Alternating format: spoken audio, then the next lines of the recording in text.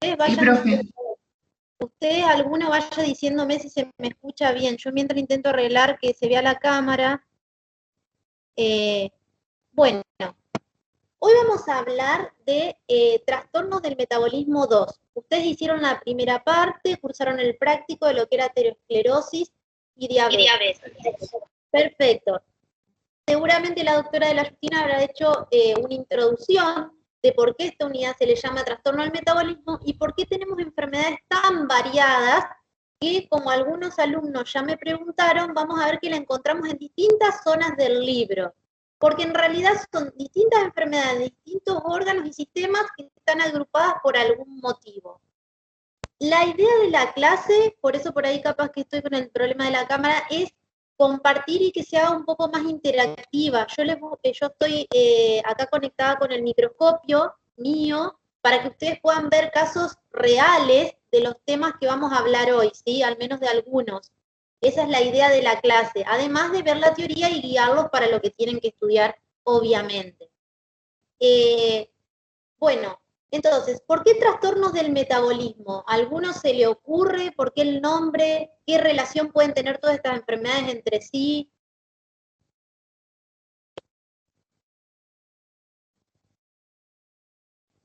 Lo que piensen ustedes de lo que vieron hasta ahora por la parte 1, ¿no? Obviamente, para empezar a relacionar.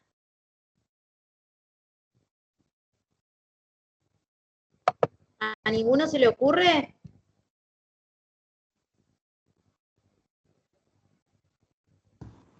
Por motivo genético, defectos. ¿Todos van a ser defectos genéticos o puedo tener un aporte exógeno de algo? Sí, puede ser ambiental también. Exógeno. Bien. En realidad, ¿qué pasa con estas patologías? ¿Qué es lo que tienen en común? Hay una alteración a nivel de lo que es la función normal, de cómo se desarrolla, ¿sí? Por eso la palabra lo dice, trastornos del metabolismo. Bien, debido a que la cámara no aparece, no sé qué pasó acá que aparece de tener en primer plano, no sé si alguien está grabando la reunión, pero vamos a intentar compartir la pantalla antes de que eh, ustedes me van avisando si se ve el power, ¿sí?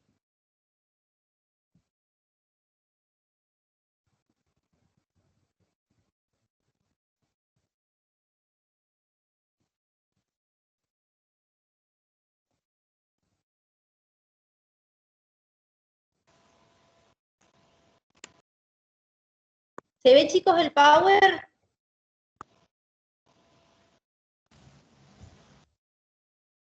Sí, se ve, Sí, profe. se ve. Sí, ¿Se ve? Bien, No entonces, lo veo. ahí está, estamos en la parte que dice temario, ¿sí? Está compartido ya para que lo puedan ver. Bien. Sí.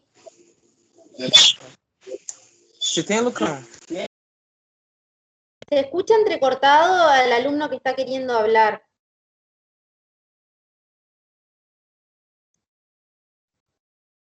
Me están escuchando el resto, ¿no? Sí, profe, sí te escuchamos. Sí, se escucha claro. Se escucha bien.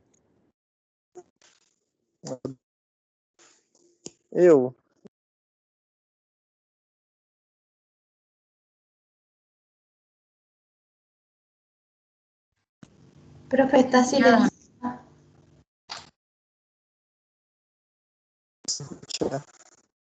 Ahora no te escuchamos, profe. Parece que se silenció tu Silenció micrófono. su micrófono.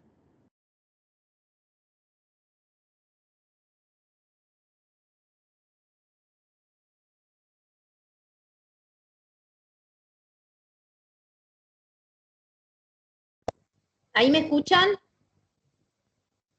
Sí, profe. Bien. Sí, profe. Sí, profe.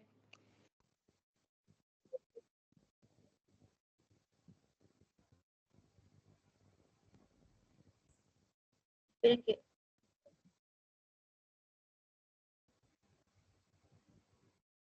Esta computadora anda muy lenta, pero tengo problemas con el sonido. Ahí está. ¿Ahí están viendo y escuchando? Sí, profe. Bien. Entonces le decía que el temario es amiloidosis, gota, hemocromatosis, enfermedad de Wilson, déficit de alfa-1 antitripsina, ictericia y colestasis. Esas dos las vamos a ver la semana que viene en la segunda parte de la clase. Bien. Vamos a comenzar entonces con amiloidosis. Voy a tratar de no demorarnos más para no perder horas de la clase. Bien, vamos a hablar un poco de la amiloidosis. ¿Y a qué nivel está este trastorno? ¿En dónde se da la amiloidosis? Este trastorno tiene que ver con proteínas, ¿sí? Con proteínas que terminan siendo o estando mal plegadas. Entonces, como dice la definición, este trastorno va a estar asociado a varias enfermedades que pueden ser hereditarias o inflamatorias. Por eso también hablábamos de que no necesariamente tiene que ver con lo genético, sino también con factores de esto.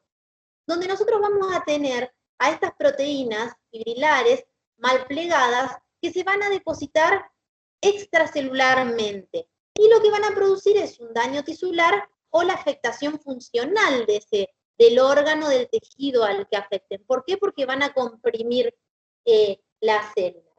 Entonces, estas proteínas, digamos, que son fibrillas acumuladas, que son en realidad fibrillas acumuladas que se producen por proteínas mal plegadas, se van a depositar en distintos órganos generando lo que se llama el amiloide. ¿Cómo podemos definir al amiloide? El amiloide es una sustancia proteinácea, es una sustancia patológica que va a estar depositado en diversas células y tejidos, causando diferentes cuadros clínicos. Ahora bien, cuando nosotros hablamos de una sustancia amorfa, ¿sí? Que no, justamente la palabra lo dice, no le encontramos una estructura, ya van a ir viendo como nosotros en los prácticos les enseñamos a describir ciertas estructuras, tejidos. Estas sustancias, si no se hacen coloraciones o tinciones especiales, puede llegar a ser difícil de distinguir en el HE, que es la tinción que nosotros vemos generalmente. Entonces, ¿cómo lo vamos a ver al HE o lo que nos puede llamar la atención? Es una sustancia extracelular amorfa, es con ese aspecto hialino que han aprendido a ver en otros preparados, es eosinofílica, ¿por qué? Porque se tiñe así como rosado, y como dije anteriormente, al acumularse puede producir atrofia por presión de las células adyacentes. ¿Sí? Entonces vamos a tener que ese amiloide, digamos, 95% son proteínas fibrilares, son fibrillas no ramificadas que tienen una longitud de 7,5 a 10 nanómetros de diámetro y hacen una conformación característica que es plegada, ¿sí? La estructura beta plegable. Esa estructura beta plegable es la que es la responsable de que luego con la tinción rojo Congo, que ya lo vemos, les voy a mostrar un ejemplo a través del microscopio, tome esa coloración. Y un 5% va a tener el componente P, entre otras glicoproteínas. Fíjense, acá tenemos las fibrillas, cómo se van plegando, esa unión es lo que tiene el rojo Congo, y esto es, bueno, lo que hace la luz polarizada. Que ahora ya les voy a explicar un poquito más de esto, porque bueno, tenemos que tener un elemento aparte, ¿sí? Con respecto a esto, vuelvo un poquito, nosotros entonces, para poder reconocer este trastornos de acumulación de proteínas mal pegadas, que forman esas fibrillas, como dije anteriormente, vamos a utilizar la coloración de rojo Congo, que lo vamos a hacer sobre el tejido. Más adelante les voy a contar de qué tejido se toma la biopsia para ver esta patología, y luego se va a utilizar un elemento que se llama polarizador de la luz. Ese elemento se le coloca a los microscopios ópticos, que son con los que utilizamos generalmente los que estudiamos patología, se coloca este elemento y vemos ahí la birrefringencia verde manzana característica. Bien. Entonces vamos a pasar ahora y hablar un poco de lo que es la naturaleza química. ¿Por qué? Porque nosotros podemos tener más de 20 proteínas diferentes que pueden sufrir ese plegamiento y formar esas fibrillas que terminen siendo el amiloide, ¿sí? Entonces, vamos a tener una gran variedad, hay algunas más frecuentes, de esa es la que vamos a hablar hoy, de esa es la que nos interesa, las que después se puedan relacionar a diferentes patologías que vayan viendo a lo largo del año, pero tener en cuenta que hay muchas proteínas que pueden llegar a asociarse de esta manera, de plegarse, formar las fibrillas y depositarse en forma de amiloide, con aspecto similar.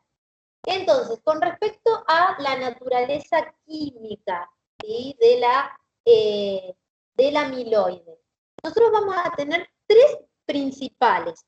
Después vamos a tener otras que se dan con menos frecuencia. Pero vamos a tener 3 principales. Vamos a tener, después que terminemos cada tema, pueden hacer las preguntas o me van diciendo si no se entiende. Vamos a tener entonces, dentro de las 3 principales, a las AL, a las AA y a las AB. Las AL son de cadena ligera de amiloides, ¿sí? ¿Por qué? ¿Por qué se caracterizan estas cadenas ligeras? Derivan de las células plasmáticas. Y lo que contienen son cadenas ligeras o livianas de IG, de las inmunoglobulinas. Las principales cadenas ligeras van a estar formadas por lambda y kappa. ¿Y a qué se asocia este AL? Se asocia a proliferación monoclonal de los linfocitos B, que eso ya lo vamos a explicar y ya lo vamos a ver más adelante. Pero es el ejemplo clásico, ¿sí?, la asociación con el mieloma múltiple. Después vamos a tener que está la AA, la variante AA, que es la proteína amiloide asociada. Esta proteína asociada a amiloide, ¿sí?, una proteína que deriva de una proteína única que es diferente a la inmunoglobulina, estas fibrillas AA van a derivar de una proteólisis, es decir, de una, cuando nosotros decimos lisis, hablamos de algo que se disocia, se rompe, de un precursor mayor, que se llama, es un suero asociado al amiloide, el famoso SAA, ¿sí?, que es sintetizado en el hígado. Y en este caso, lo que ocurre es que nosotros podemos tener un aumento de la producción de este precursor en estados inflamatorios, como parte de la respuesta a esa inflamación que ustedes bien estudiaron en los primeros capítulos, y de esta forma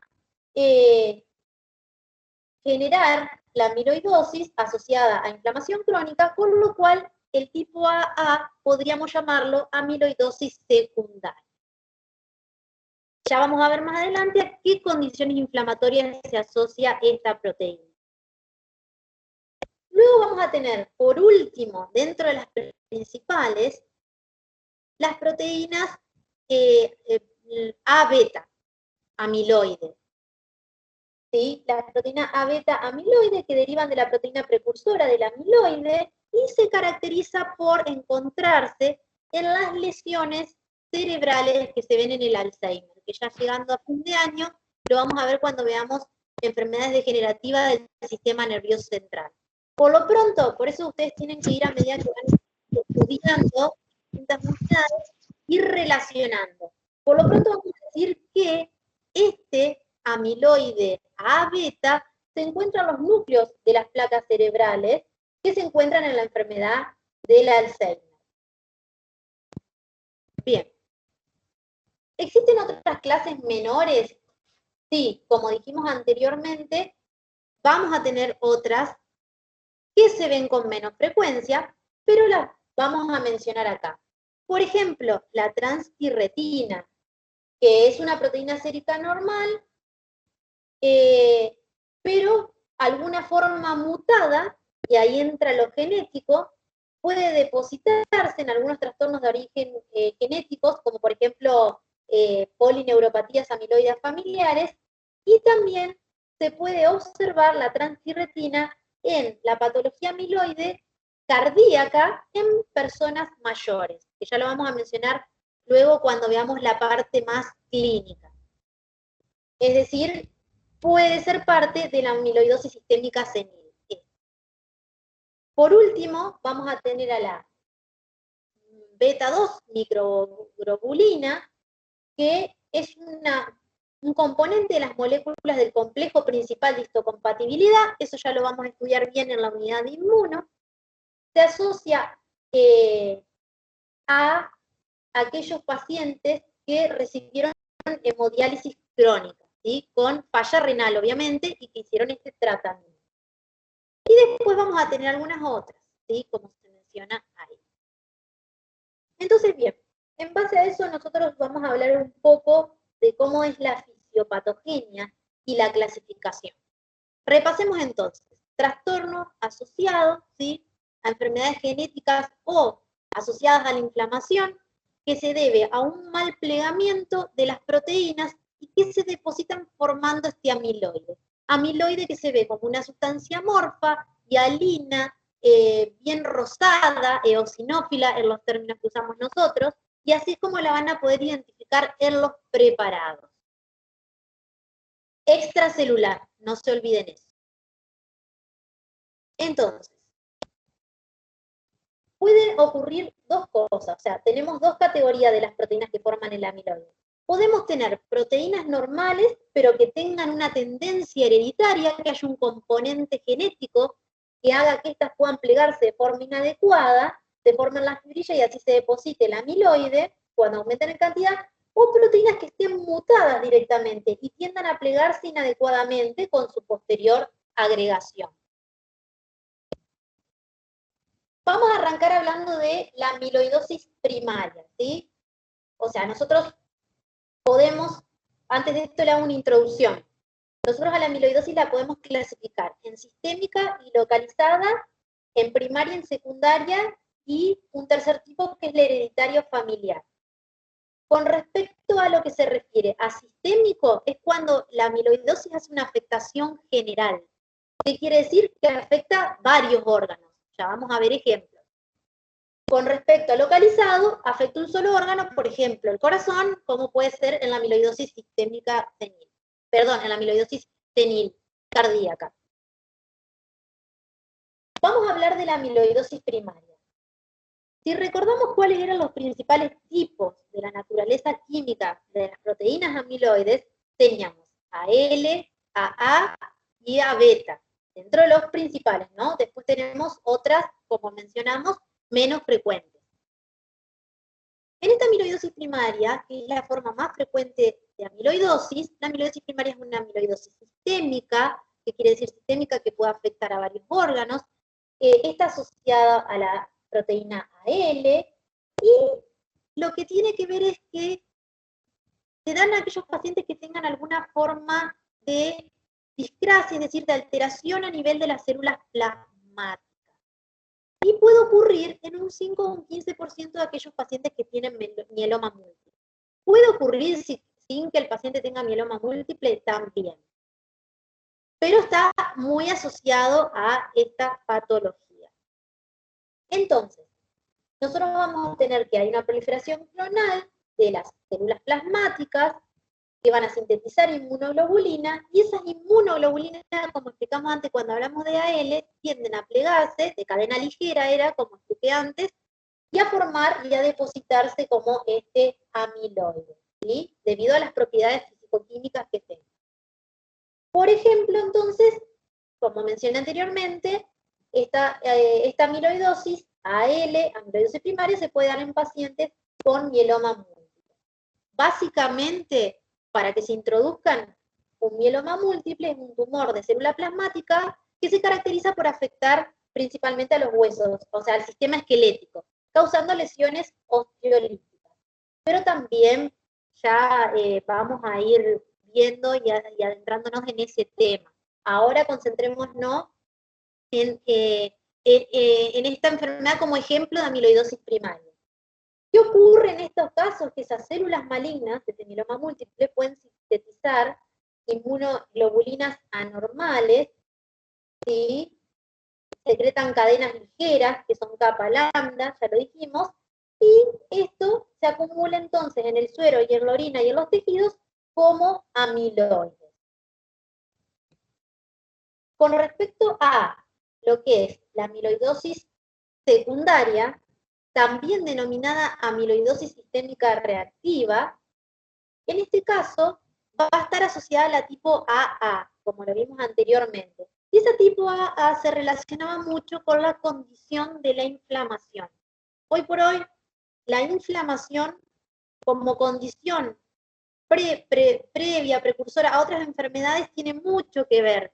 Cuando nosotros veíamos cuáles son las células de la inflamación, cuáles son las moléculas que trabajan, como por ejemplo las interleuquinas, tienen participación en muchas patologías, y hoy vamos a ver cómo también toman importancia en los trastornos del metabolismo.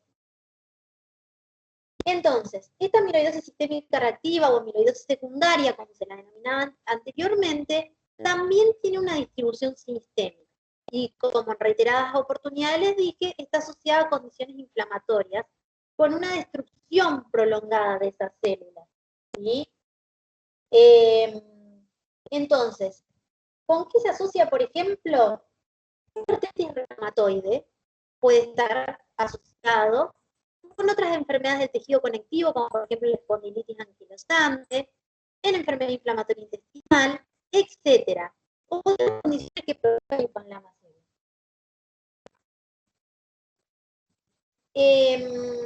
Entonces, nosotros teníamos la síntesis del SAC, que ya lo habíamos visto por las células hepáticas, y ese precursor de este tipo de amiloides lo que hace es estimular las citocinas, o sea, las interleuquinas, como le había dicho anteriormente, que participan, ya lo han estudiado ustedes, en el proceso de la inflamación.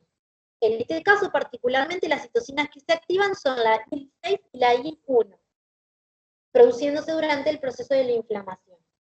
Esa inflamación prolongada lleva a tener mantenido o elevado las concentraciones de este precursor, lo que puede producir que se produzca esta proteína amiloide AA.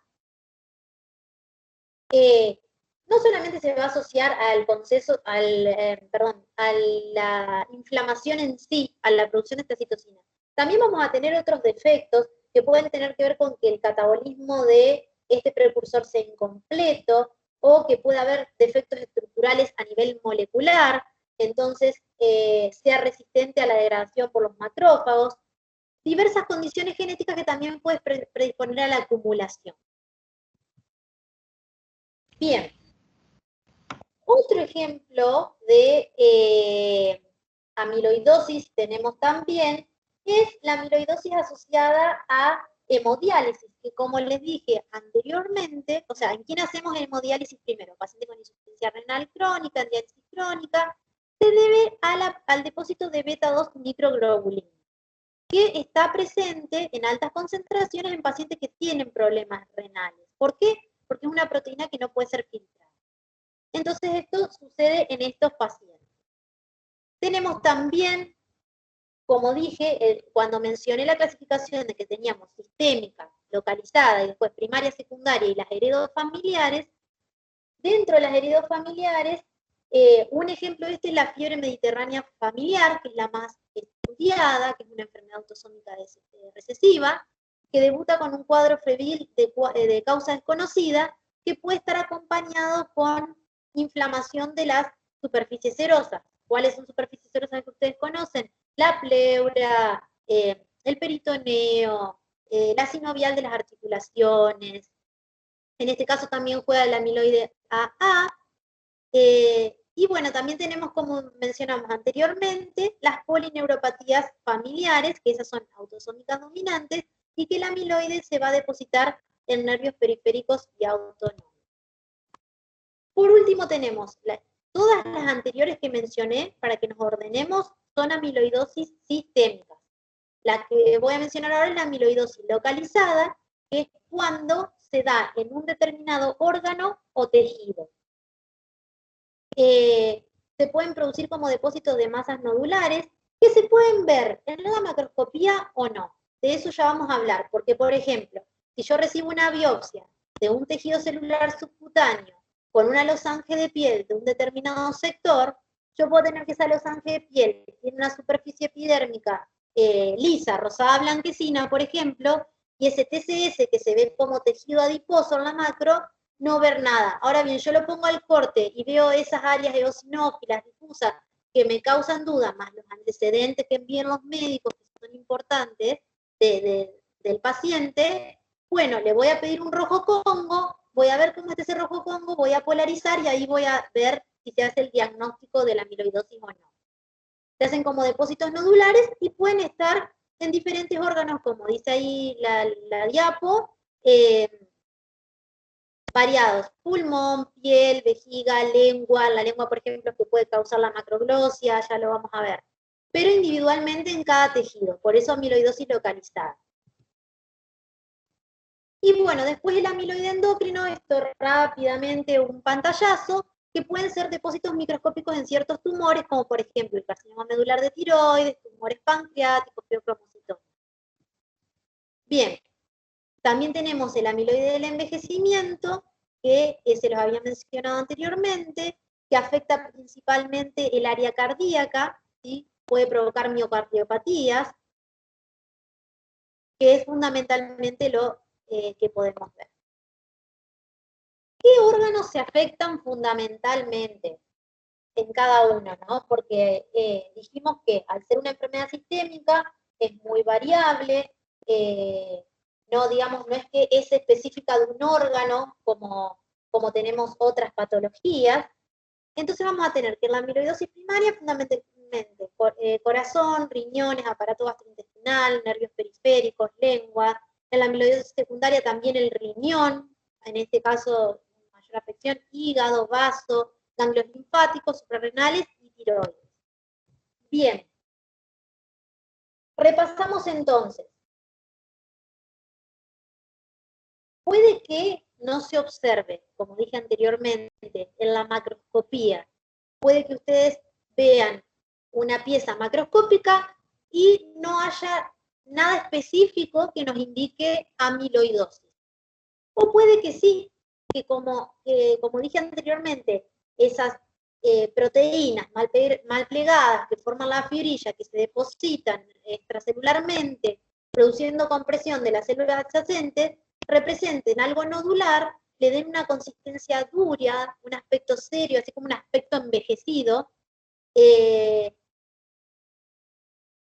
pueda verse, por ejemplo, como acá, esto es una resección hepática, y lo que podemos ver es cómo ese órgano, bueno, a través de la imagen ustedes no van a poder observar la consistencia, pero es un órgano que está duro, pétreo, y que tiene estos depósitos nodulares de color rojizo.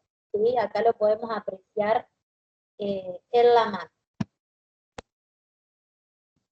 Con respecto a la microscopía, dijimos, en el HD vamos a ver los depósitos amorfos, color rosado, eosinófilos, extracelulares.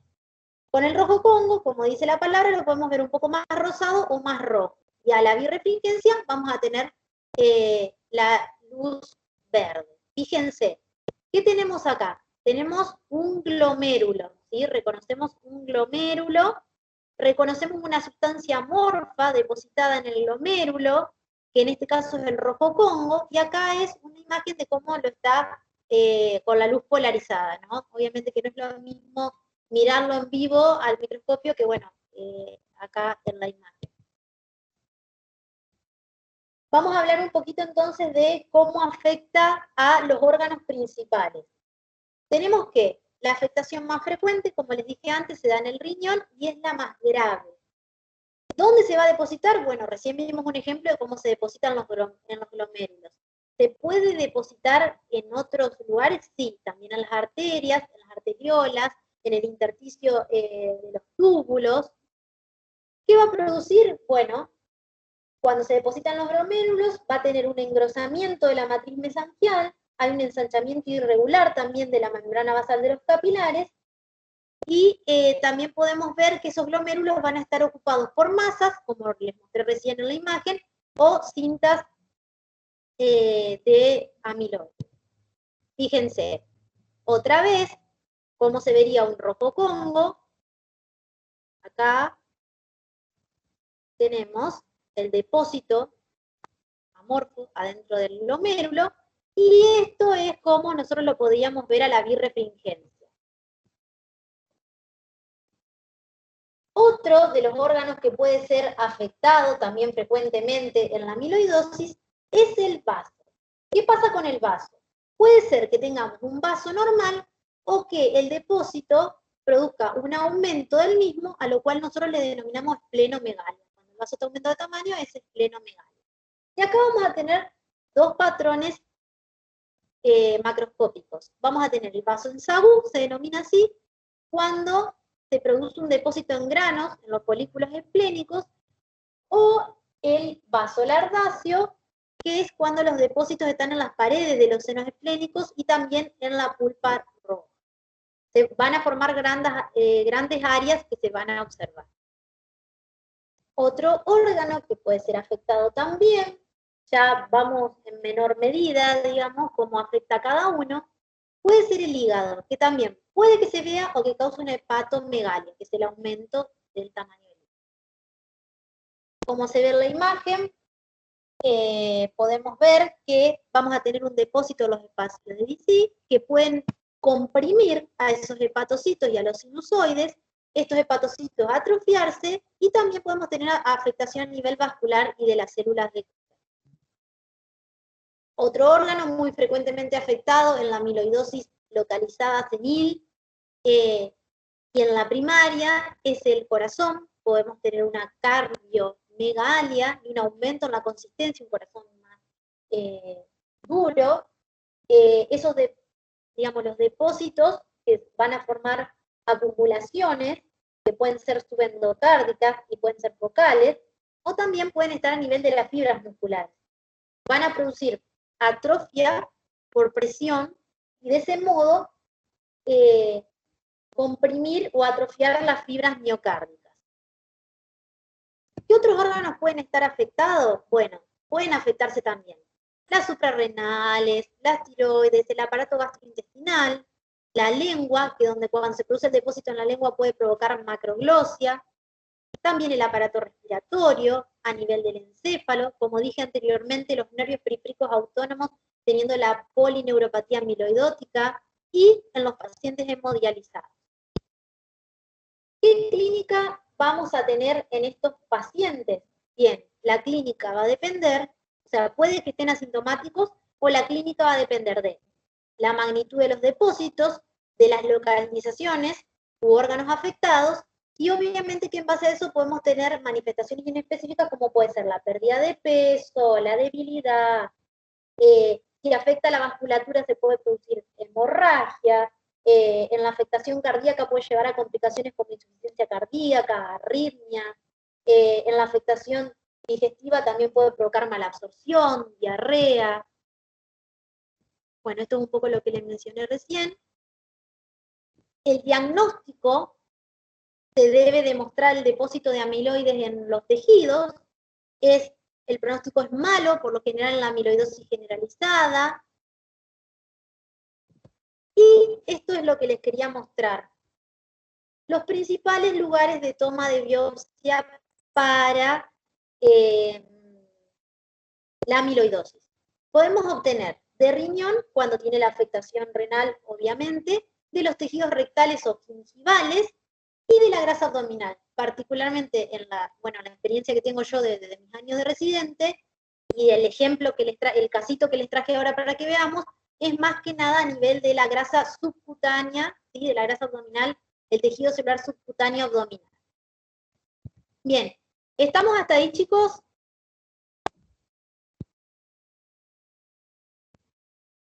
Sí, profe. ¿Vamos bien? Sí, profe. Perfecto. Bien. Ahora voy a pasar a compartirles entonces, para que veamos. Ahí está.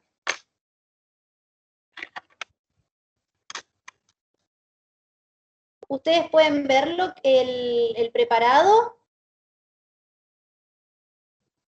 No. Y ahí sí Ahora no empieza se a ve ver. nada, profe. Ah, sí. ¿Se ve? Sí, Ahí se, sí se ve. Perfecto. Bien. Hagamos el juego de cómo que estamos en la clase, para que sea un poco más interactivo y a ver qué les quedó. Yo les voy a ir explicando, obviamente. Esta es una biopsia, ahí les voy a contar los pasitos que le traje acá. Esta es una biopsia de una lesión de piel de abdomen, que vino como una losange de piel y mucho TCS, ¿sí? Entonces, ¿qué les parece que estamos viendo acá?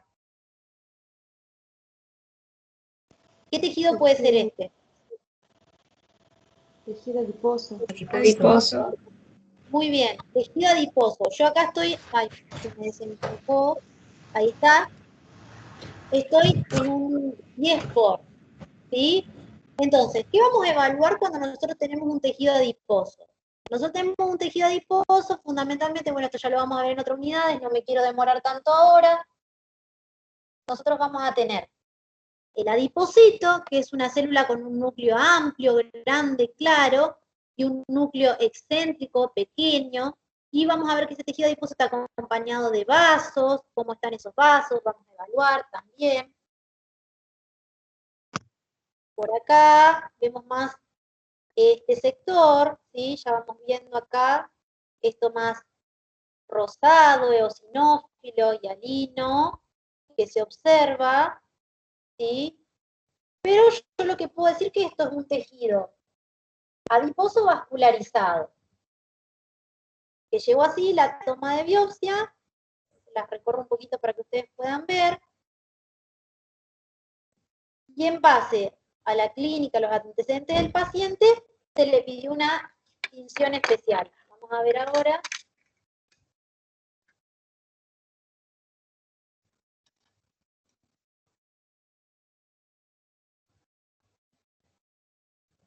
Fíjense. Acá estamos viendo el rojo Congo. Miren. Mi control interno para ver si está bien hecha la coloración es alrededor de los vasos. Y ahí lo vemos. ¿Qué se hace con esto? Se coloca el polarizador, esto da la birrefringencia positiva y sale como este depósito amiloide que observamos acá en esta biopsia, al ser positivo a por la coloración del rojo Congo a la luz polarizada refringente, sale que es compatible con depósito de amiloide. ¿Sí? ¿Podría repetir lo último que se cortó? ¿Cómo? Si podrías repetir porque se cortó. Bien, les decía que, entonces, este TCS que llegó como la muestra, nosotros tenemos acá la coloración de rojo Congo, entonces ese depósito que se veía en el HE, se colocó el rojo Congo, se hizo la tinción, con la luz polarizada biorefringente, color verde, entonces el hallazgo histológico o histopatológico en este caso es compatible con amiloide. Terminamos, obviamente que yo acá no tengo el polarizador, pero sí quería traer para mostrarles cómo se ve la biopsia para que ustedes, digamos, no les quede tan solamente la patología tan teórica, ¿no? Si bien nosotros acá damos prácticos, pero está bueno para que podamos interactuar un poco.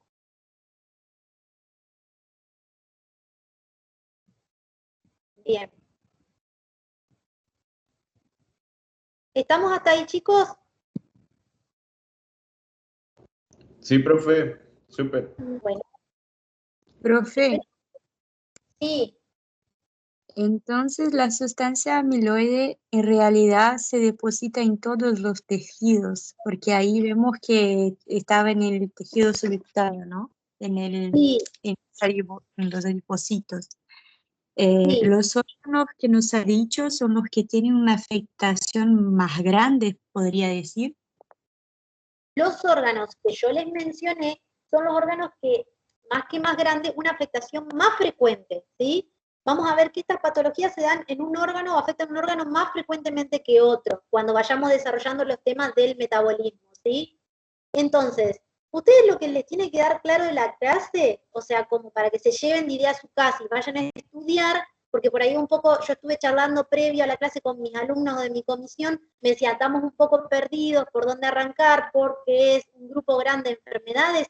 Es que yo acá estoy teniendo una alteración. ¿A dónde se da la alteración en la amiloidosis? Bueno, en proteínas mal plegadas.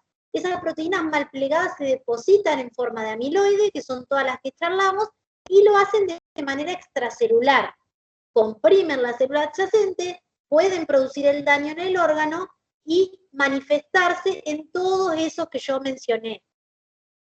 La biopsia del tejido celular subcutáneo es una de las más frecuentes hechas para el diagnóstico, ¿sí? ¿Por qué? Porque es accesible, chicos. O por lo menos en mi corta experiencia, les puedo decir que lo que más he visto es eso. Por eso les traje este caso a propósito para que vean algo real, algo que sucede en la práctica.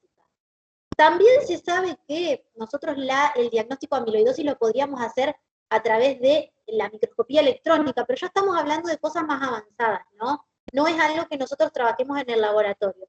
Pero sí, con el rojo Congo y el polarizador lo podemos ver bien y diagnosticar, obviamente, como ustedes sabrán como futuros médicos, haciendo el conjunto de signos y síntomas del paciente, más la biopsia, más la clínica, es todo que hay que tener en cuenta en estas patologías. ¿Alguna duda más? ¿O avanzamos con el próximo tema? Profe, en el microscopio con el rojo Congo, ¿de qué color se veía el amiloide? Esto no me quedó claro.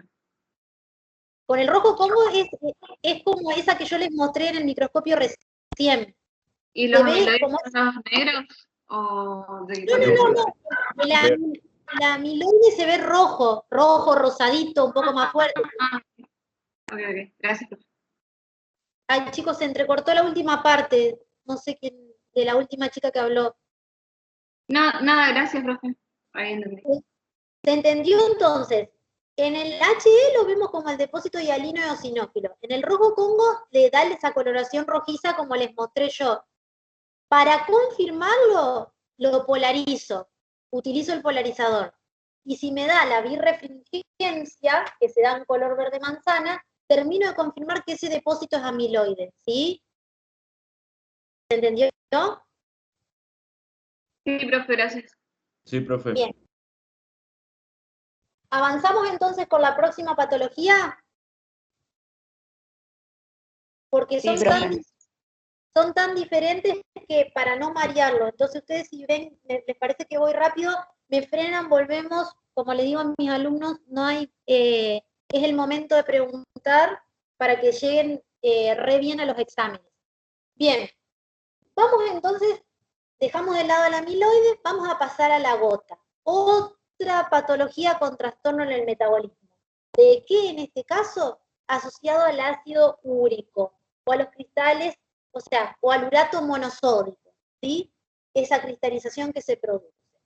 Bien, gota, si alguno ya leyó, si alguno estuvo viendo, es una enfermedad que es, digamos, en frecuencia es conocida. ¿Y por qué se caracteriza esta enfermedad? Entonces, así como en el amiloide tuvimos órganos diana muy dispares, muy, digamos, variables, bastante sistémica la enfermedad, en este caso, no quiere decir que sea el único, afecta principalmente, se caracteriza por afectar a las articulaciones. O sea que cuando ustedes vean la unidad de articulaciones, van a retomar este tema, ¿sí? Lo van a volver a retomar. Entonces, ¿qué pasa en este caso? ¿Cuál es el problema? ¿Dónde está el trastorno? ¿Sí? En este caso, en el aumento del ácido úrico, en ese urato monosódico que se cristaliza, pudiendo causar crisis transitorias de artritis aguda o cronificarse, ya lo vamos a ver, dentro y alrededor de las articulaciones. ¿En quiénes es más frecuente esta patología? Porque siempre una cosa fundamental cuando nos llegan las biopsias a nosotros es decir, tener en cuenta el sexo, la edad, eso es fundamental, chicos, y a ustedes también les va a servir para el día de mañana médicos o cuando incluso estén viendo los propios casos acá con nosotros, de situarse en quiénes son más frecuentes, y aparte se pregunta mucho eso también en los exámenes. dato para que tengan en cuenta. Es más frecuente en los hombres, o sea, es una patología que se da más en los varones y que se da en mayores de 30 años. ¿Se puede dar en mujeres? Sí, también se puede dar en mujeres. ¿Cuándo se da? En mujeres posmenopáusicas, es decir, mujeres más añosas. Bien, ¿cómo la podemos clasificar a esta enfermedad? Entonces dijimos, yo soy reiterativa porque no quiero que sea, digamos, como un loro parlanchín y ustedes no entiendan nada de lo que estoy diciendo. Enfermedad producida por la cristalización del urato monosódico relacionada con la hiperuricemia, es decir, con el aumento del ácido úrico en el organismo, que afecta principalmente las articulaciones. La gota puede ser primaria o secundaria. La primaria es la más frecuente, es el 90% de los casos. Y en este caso, como todo lo que es primario, es desconocido, tiene alteraciones a nivel enzimático, ¿sí? De todo lo que es el metabolismo del ácido úrico, que ya vamos a hablar brevemente, vamos a hacer una reseña, para que ustedes recuerden y puedan estudiar entendiendo. Y tenemos la gota secundaria, que es el 10% de los casos. La gota secundaria, obviamente, es algún trastorno, como lo dijimos en amiloidosis, o una intercurrencia que tiene el paciente que le provoca como efecto secundario esta otra patología. Entonces, tenemos un aumento del ácido úrico por una enfermedad subyacente, en este caso. Bien, con respecto a la patogenia, a cómo se produce, que es otra cosa fundamental que ustedes tienen que saber de cada enfermedad o cada patología que nosotros le explicamos, cuando le preguntamos la fisiopatogenia. Primero tener en cuenta algunos valores, ya se van a ir haciendo afín a ellos cuando vayan avanzando en la carrera. Cuando nosotros hablamos de hiperuricemia, es decir, el aumento del ácido úrico en sangre, vamos a estar hablando de más de 6,8 miligramos de cilindro. En algunas bibliografías lo pueden encontrar mayor a 7. Puede variar también según la edad, el sexo del paciente. Más o menos, para que tengan una idea, es eso. Algunos dicen 6,5 también. Pero bueno, son valores corte que es para que lo tengan en cuenta. ¿Qué pasa con la hiperuricemia? Es necesaria para que se produzca la gota, pero no es la única condición. Es decir, no es condición sine qua non. Puede pasar que yo tenga un aumento de la producción de ácido úrico, es decir, de la síntesis, o una disminución de la expresión. Y ahí hacemos un repasito. El ácido úrico es un producto final del catabolismo de las purinas. Es decir, que si yo tengo una alteración a nivel de las purinas, que puede ser una alteración genética a nivel de mutación, por eso hablamos que la gota primaria es el 90% de los casos, puedo tener un aumento de ella y así que se produzca la hiperuricemia y la gota, o puede ser que haya un problema a nivel de la excreción, que la excreción está encargada, y eso ya lo vamos a ver después, por el riñón, se excreta a través de la orina el ácido úrico. Entonces, si se excreta a través de la orina, es filtrado por el glomérulo de la circulación y luego reabsorbido por los túbulos proximales renales y se va a eliminar por la orina. ¿Qué quiere decir esto? Que otro órgano diana, si bien afecta más que nada las articulaciones, puede ser el riñón también. Ya lo vamos a ver más adelante. Bien, entonces, nosotros tenemos que la gota primaria, como dije anteriormente, se produce un aumento de la síntesis del ácido úrico por razones desconocidas. Puede haber defectos enzimáticos. Y que la gota secundaria se puede dar por un aumento de la producción, o sea, de la síntesis, o una disminución de la excreción. Y acá vamos a ver cómo la fisiopatogenia de la gota tiene un papel fundamental. Por eso les traje esta diapo con este cuadrito. La inflamación. Y vean cómo la inflamación también está en todos lados, por eso tan importante, es una unidad que recalcamos, que sepan las células de la inflamación, los mediadores. Fíjense cómo estamos en trastorno del metabolismo, apareció en la amiloidosis, se secundaria, aparece acá en la gota, o sea que es fundamental esa unidad. Profe, disculpa que te moleste, pero Sí. es que ¿puedes poner ocultar para nosotros poder ver la imagen completa? Sí, perdón chicos, no me di cuenta de eso. Díganme ustedes, ¿ahí está? ¿Ahí se ve? Sí, sí, gracias. Perdón, no me di cuenta de que tenía eso. Entonces, por motivo primario o secundario, se da el aumento del ácido úrico. ¿Sí? Se van a formar esos cristales, se cristaliza, se forman los cristales de ácido úrico, que ya vamos a ver también cómo se hace el diagnóstico, para después les voy a dar una enfermedad diferencial para que ustedes puedan ver en este caso. Esos cristales tienen una forma particular, tienen una forma alargada, ahusada, con forma de uso, como se ven ahí, ¿sí? Con los extremos puntiagudos. Esos cristales precipitan en las articulaciones. Y una vez que se produce, se produce la inflamación, precipitan los cristales en las articulaciones, ¿y qué va a pasar con eso? Yo voy a tener un aumento, o una producción, una activación de las citocinas. IL-1, también voy a tener liberación del LTB4, de las prostaglandinas, de radicales libres. ¿Qué va a pasar con eso? Se producen citocinas, atraen los leucocitos. Voy a tener macrófagos que los van a fagocitar, como ya saben, los macrófagos, como los han visto con otros elementos también, como por ejemplo cuando tenemos los macrófagos fumosos con los lípidos. Los fagocitas, se reconocen los cristales, se produce también una activación del sistema del complemento que atrae los neutrófilos, ¿sí? Por la fagocitosis también de los cristales por los neutrófilos. Voy a tener la liberación de los cristales por la lisis, se rompe, digamos, eso quiere decir lisis, la destrucción de los neutrófilos.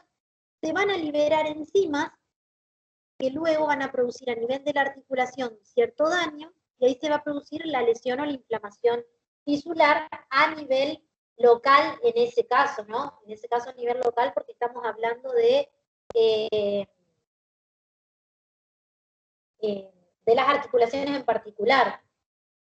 ¿Qué ocurre cuando, entonces tenemos la participación de los macrófagos, los neutrófilos, la interleuquina que frecuentemente participa es la tipo 1. ¿Qué ocurre cuando estas crisis agudas se repiten a lo largo del tiempo?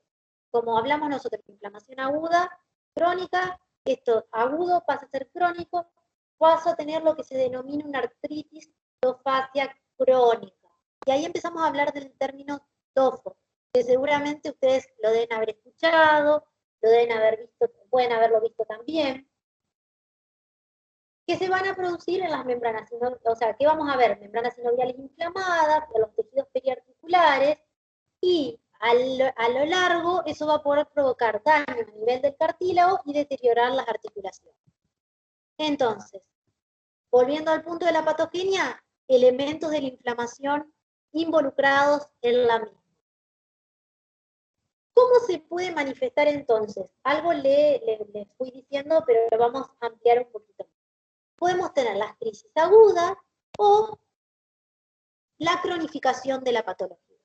Artritis, itis, inflamación de las articulaciones, aguda. Si hablamos de algo agudo, ¿cuál es la célula que vamos a ver? Es un denso infiltrado compuesto por polimorfo nuclear. El polimorfo nuclear, el neutrófilo, esa célula con ese núcleo segmentado que ustedes tienen que poder reconocer en la histología. Se va a encontrar en la sinovial y también en el líquido sinovial.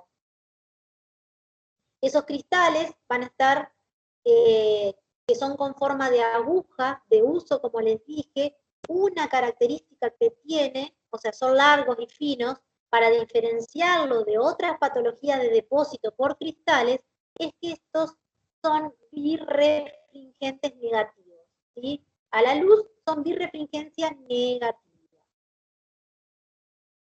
Una vez, o sea, nosotros en este caso entonces, vamos a ver que la sinovial está edematosa, que puede estar congestiva, y una vez que el episodio agudo, porque sabemos que lo agudo dura pocas horas, ¿sí? Es menor tiempo que lo crónico, que es más amplio en el tiempo, una vez que cede el periodo de la cristalización y los cristales se disuelven, va a ceder esta crisis. Pero ¿qué puede ocurrir? Como dije anteriormente, que esto se cronifique. ¿De qué manera? Precipitan de forma continua los cristales durante las distintas crisis agudas que va teniendo el paciente. Entonces, puede pasar que estos cristales se depositen en la superficie articular y a nivel de la sinovial se forme lo que se denomina un paño. Nosotros después morfológicamente o macroscópicamente lo vamos a ver como el tofo, destruya el cartílago y también produzca lesiones o erosiones a nivel óseo.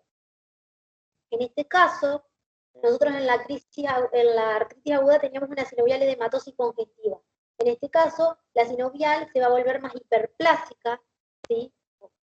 Ya conocen ese término, va a estar fibrosada y engrosada. ¿Por qué?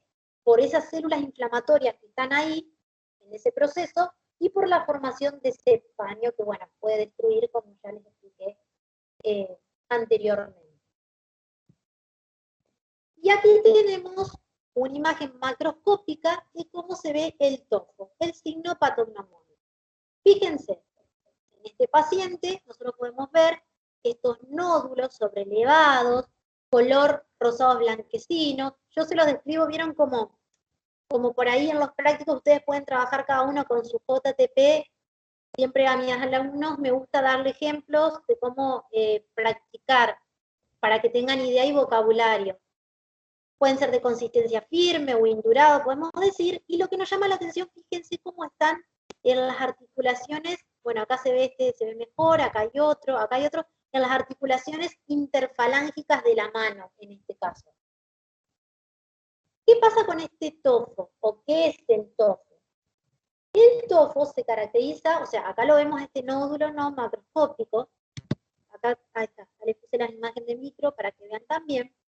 Se caracteriza porque se produce un acúmulo grande de estos cristales que están precipitados, que dijimos que eran birrefringentes negativos, que tenían forma alargada, que eran finos con forma de uso. Y esa precipitación de todos estos cristales que ustedes ven acá en el centro, que parece como que hiciera una nube blanquecino-grisácea, vamos a tener alrededor de esto una intensa reacción inflamatoria, ¿sí? Que va a estar conformado, me encantó esta imagen porque miren qué divina se ven las células gigantes multinucleadas de tipo cuerpo extraño, que ya tienen que conocer, van a estar rodeadas, ¿sí? Y van a generar esto, el tofo, como se ve microscópicamente, ¿sí? Entonces tenemos la acumulación de los cristales en el centro, ay, me veo la flecha, ahí está, de cristales en el centro, y rodeados por todas las células inflamatorias y las células gigantes multinucleares de tipo cuerpo extraño. Luego estos tofos, ¿sí? Pueden formarse no solamente en el cartílago, en los tendones, en los ligamentos, en la sinovial, también puede verse en otros tejidos blandos o los riñones. Bien, y entonces acá es cuando vamos a hablar un poco de lo que es brevemente, les aviso por las dudas, chicos, que, porque también me preguntaron mis alumnos, y se lo dije con respecto a aterosclerosis y a diabetes cuando vimos el práctico, ustedes tienen que buscar en las distintas unidades, por ejemplo, gota está en la de articulación, amiloidosis creo que está en la parte inmune, en cada unidad correspondiente la patología, pero a veces ustedes tienen que ampliar con otros sectores, por ejemplo, nefropatía por uratos va a estar en patología renal, entonces búsquenla de ahí, porque si no les va a quedar incompleto el tema, y después si hay una pregunta sobre el mismo, dicen, no, profe, es que eso no estaba, no lo leí, bueno, entonces tengan esa precaución. Dijimos, participa en la excreción el riñón. Entonces, si participa en la excreción, puede ser un órgano diana también que puede estar afectado. Lo mismo que en las articulaciones, agudo y crónico, ¿sí? Empiecen a separar esos procesos. Por ahora, hasta que metamos neoplasia y vamos a ver benigno maligno, pero bueno. Agudo y crónico. Tenemos una nefropatía aguda por ácido úrico. Recordemos que el riñón se encargaba de excretarlo a través de la orina. Tenemos que hay una precipitación de esos cristales, pero que se van a los túbulos renales. Al estar en exceso pueden obstruir las nefronas y causar una insuficiencia renal aguda. ¿En quiénes es más frecuente la nefropatía por uratos o la nefropatía por ácido úrico aguda? En los pacientes que tienen alguna neoplasia hemolinfoide, que ya lo vamos a ver más adelante también, como la leucemia del linfoma. Y están recibiendo quimioterapia. ¿Qué pasa? Digamos, los fármacos que están destruyendo las células tumorales, lo que pueden provocar es que se produzca más liberación del ácido úrico, porque ya vimos que había alteración a nivel de las purinas, que a partir de ahí se formaba el ácido úrico. ¿Por qué? Porque se produce más por la degradación de esos ácidos nucleicos, esas purinas, y entonces se acumula el ácido úrico y puede provocar una insuficiencia renal aguda. La nefropatía aguda. ¿Qué pasa con la crónica? Como todo en el tiempo, lo agudo es en el momento, lo crónico persiste en el tiempo, una hiperuricemia prolongada, tenemos el depósito en los túbulos y en los conductos del riñón, puede generarse una atrofia y cicatrización de la corteza renal y provocar de esta manera también una reacción de tipo cuerpo extraño en los cristales y formar el tofo a nivel renal, y es de este modo como se produce la nefropatía por uratos crónica o gotosa, se llama también. ¿Qué otra cosa puede causar? Que como todo lo que precipite pueda formar un cálculo y se haga una nefrolitiasis por cálculo de ácido úrico. Bien, un poco con respecto a lo que es la evolución clínica, ¿sí? Vamos a tener 4 etapas de lo que es la evolución clínica. Es decir, esto tiene que ver a cómo van a recibir ustedes, en qué etapa pueden recibir ustedes al paciente el día de mañana cuando ya sean médicos. Recordemos una cosa, recordemos que esto era más frecuente en hombres mayores de 30 años. Se puede dar en otros, digamos, en más jóvenes, sí. Se puede dar en mujeres, sí, más frecuentemente en la menopausia. Puede ser que arranquemos con una hiperuricemia asintomática, es decir, llegó el paciente al consultorio y no tiene nada, le pide un estudio de rutina, ácido úrico de 8, de 9. Puede ser que luego se produzca la artritis aguda, se acumuló o sea, tuvo la hiperuricemia, no hay control, no hay dieta, después de años, ¿cómo va a llegar el paciente? Con dolor articular, con hiperemia, con calor local, con las articulaciones bien rojas. ¿Por qué? ¿Qué es dolor, calor, la coloración rojiza? Tiene que ver, se asocia con la inflamación, eso también ya lo estudiaron. Y va a tener una característica. Va a tener una característica, esta artritis aguda o la gota, que la tienen que tener presente para cuando empiecen a estudiar otras enfermedades articulares en la próxima unidad para hacer diagnóstico diferencial. Es una patología que generalmente es monoarticular, la gota. ¿Y aquí a qué articulación afecta principalmente? A la primera articulación metatarsofalángica, ¿sí? Generalmente es la más afectada. Entonces, después de un año se puede producir la artritis aguda. ¿Qué puede ocurrir después? Que yo tengo un periodo intercrítico, es un periodo donde el paciente cede las crisis, se produce una resolución de la crisis aguda y sigue por un lapso, un periodo indeterminado de tiempo de manera asintomática. Puede estar cursando la forma asintomática por la hiperuricemia. Por último vamos a tener la gotatofasia crónica, como ya hablé anteriormente, la formación del tofo por esa precipitación y acumulación de los cristales de urato, que puede darse incluso hasta 10 o más años después de que tuvo la crisis inicial el paciente. Bien, hasta acá lo que es gota. ¿Alguna duda, chicos, o podemos pasar a un diagnóstico diferencial? ¿Preguntas sobre el tema? Muy bien, profe. Bueno, Vamos a ver entonces, ahora esta se la voy a dar como diagnóstico diferencial para que tengan en cuenta y comparen una con otra, ¿no? Tenemos ahora que voy a tener un depósito de cristales, pero en este caso no van a ser de ácido úrico como son en la gota, van a ser de pirofosfato cálcico. ¿Cómo se denomina esta enfermedad por pirofosfato cálcico? Pseudogota o condrocalcinosis. Empecemos a diferenciar, dijimos, gota, hombres mayores de 30 años. La pseudogota, o por pirofosfato cálcico, depósito de cristal de pirofosfato cálcico, mayores de 50 años y en ambos sexos. Puede ser esporádica, puede ser hereditaria o puede ser secundaria.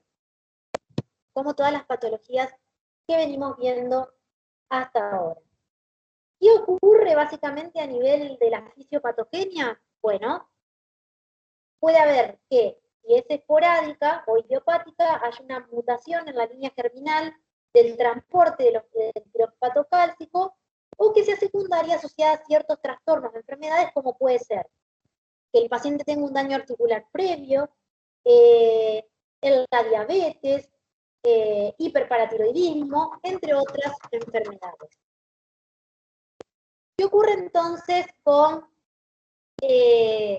la morfología de esta patología? O sea, ¿cómo ocurre esto? Nosotros vamos a tener que, primero los cristales se van a depositar en el cartílago articular, en las articulaciones.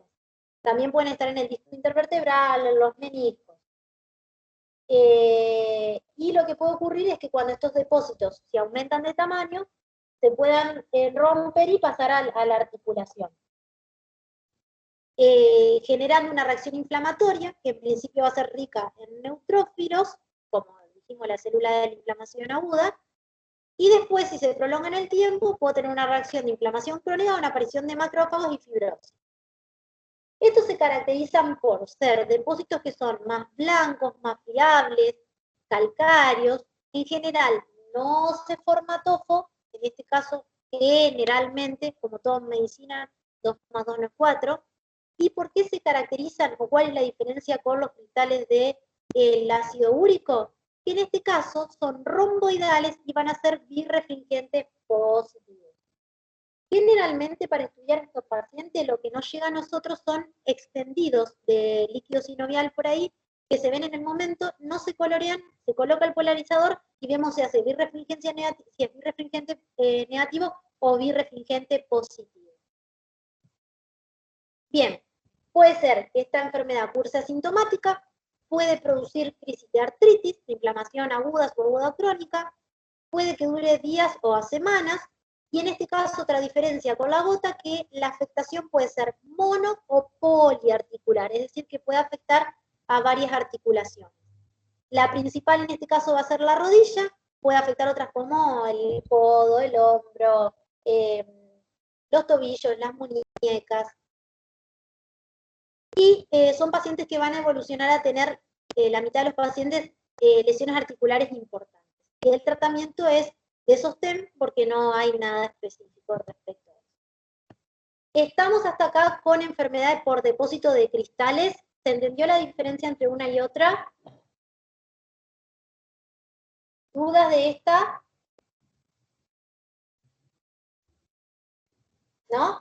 Bueno, Sí, seguimos. Bien. ¿Cómo? Que ¿Seguimos? sí se entendió. Bien.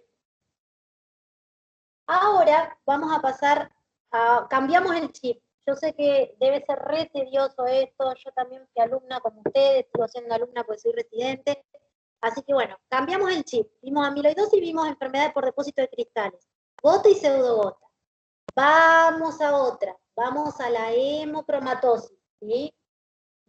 Vamos a ver que en las dos enfermedades que me quedan por dar hoy, vamos a ver mucho a nivel genético, a nivel molecular.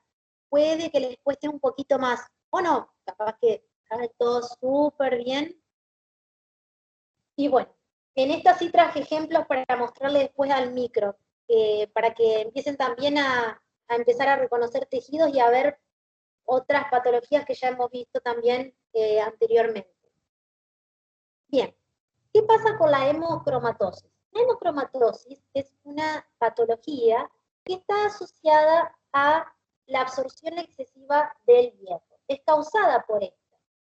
Y como todo lo que venimos viendo, que en exceso, por el depósito, por la producción, causa daño a nivel de distintos órganos. Vimos que la amiloidosis era muy variada, que la gota y la pseudogota afectaba frecuentemente a las articulaciones, pero que el riñón tenía que ver en su excreción, entonces también podía estar afectado. Bueno, el órgano diana de la hemocromatosis es el hígado. ¿Puede afectar a otros órganos? Por supuesto que sí. Puede afectar al páncreas, puede afectar a órganos endocrinos, al corazón, a las articulaciones también. Pero principalmente vamos a verlo presente en el hígado, ¿sí? Se va a depositar esta cantidad excesiva de hierro. Nosotros tenemos que la hemocromatosis la podemos definir o clasificar según sea hereditaria o secundaria. También venimos viendo lo mismo en las anteriores. La hereditaria tiene que ver con niveles, con una alteración a nivel de mutaciones de ciertos genes que van a codificar el transporte, la circulación, la absorción del hierro. Al estar mutados esos genes, esas moléculas, ya lo voy a explicar más adelante, vamos a ver que se produce la alteración del mismo, se acumulan los hepatocitos, digo los hepatocitos porque es el órgano diana mayormente afectado, pero también se puede acumular en los acinos pancreáticos, ¿no? También en el corazón, en las articulaciones. Y después podemos tener también una hemosiderosis o una hemocromatosis secundaria, que puede ser debido, por ejemplo, a una acumulación consecuencia de una administración parenteral de hierro, como por ejemplo en las transfusiones. Entonces, ¿qué va a ocurrir? Nosotros tenemos que, entonces dijimos, hemocromatosis primaria y secundaria asociada a una acumulación mayor de hierro. Primero y principal tenemos que saber que la carga corporal total de hierro... ¿Cómo? No, chicos, no entiendo quién habló. Se le abrió el micrófono, profe. Ah, bueno, perdón. Estaba diciendo que la carga corporal de hierro normal es de 2 a 6 gramos, de los cuales de 0,5 a 1 se pueden permitir en la dieta y 0,5 se van a depositar en el hígado. ¿Qué pasa? ¿Cuándo empieza a manifestarse la enfermedad? Porque esa es otra cosa que también tienen que tener en cuenta. Como tuvimos en cuenta los valores de la hiperuricemia, vemos a partir de cuándo la hemocromatosis o hemosiderosis se puede empezar a manifestar. Cuando se acumulan más de 20 gramos de hierro. Vamos a situarnos acá entonces. Profe, Sí, más de 20 gramos anual, supongo, ¿no? sí. Gracias. Bien, vamos a hablar un poquito entonces de, les voy a explicar rápidamente porque también el año pasado me preguntaban cuando daba la clase, profe, ¿qué tan profundo hay que saber esto? La idea de cuando le explicamos lo molecular es que ustedes entiendan bien la fisiopatogenia y entiendan el por qué se produce. O qué mutaciones están afectadas en este caso más frecuentemente en lo que sería la hemocromatosis primaria, como para entender un poco cómo se da el proceso. Por ahí esto les puede ser un poco más tedioso, por eso también les traje unos vidrios para que veamos un par de casos y sea más, más realista, digamos, lo que vean. Bien, cuando nosotros tenemos que no se produce una excreción regulada del hierro normal en el organismo, es que vamos a empezar a ver en esta patogenia que el aumento del contenido total de hierro en el cuerpo va a comenzar a aumentar. Entonces, en la hemocromatosis hereditaria, lo que ocurre es que hay una absorción anómala del mismo y se puede acumular, ¿sí? De 0,5 a 1 gramo anual. Y a partir de los 20 gramos, como dije anteriormente, es que se manifiesta, o sea, empieza a tener el paciente los síntomas.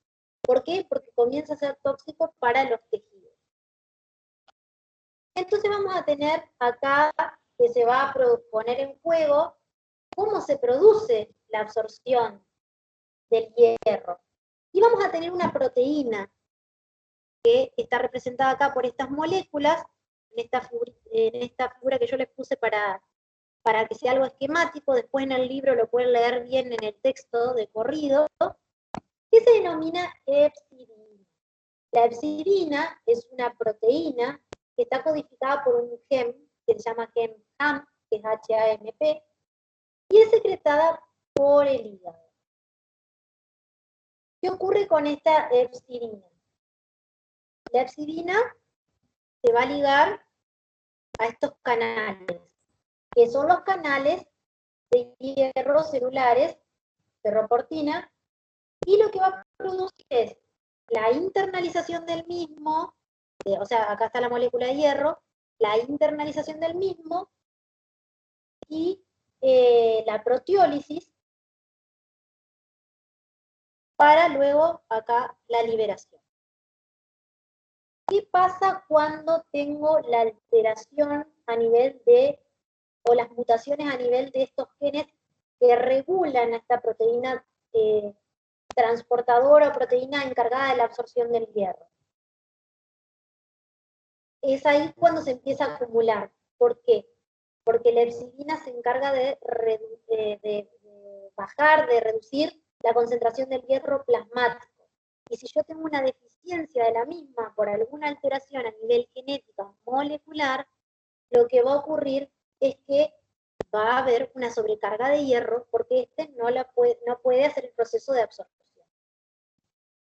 Vamos a tener otras proteínas que regulan las concentraciones de esta hepcidina, ¿sí? O sea, la hepcidina regula la absorción del hierro y a su vez ella es regulada por otras proteínas. Fíjense que acá tenemos cómo se da el metabolismo normal y acá lo que ocurre en la hemocromatosis.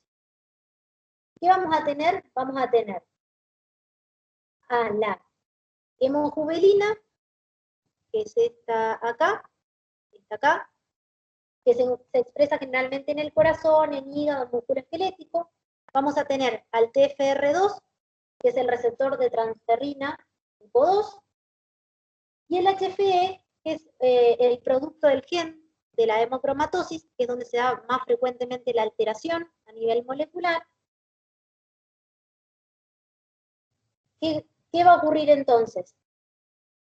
La menor síntesis de hepcidina, o sea, yo tengo la hepcidina que no está en las concentraciones adecuadas para poder realizar la absorción correspondiente de el hierro, producida, ¿por qué? Porque hay una mutación. En ella misma puede ser que sea, en la hepcidina misma, puede ser que haya una mutación a nivel de alguna de estas moléculas, la principal es el HFE, o puede ser la hemojuvelina o el TFR2, se produce la reducción de la síntesis de hepcidina, nos llega la hepcidina para hacer la absorción del hierro, tengo una sobrecarga de hierro.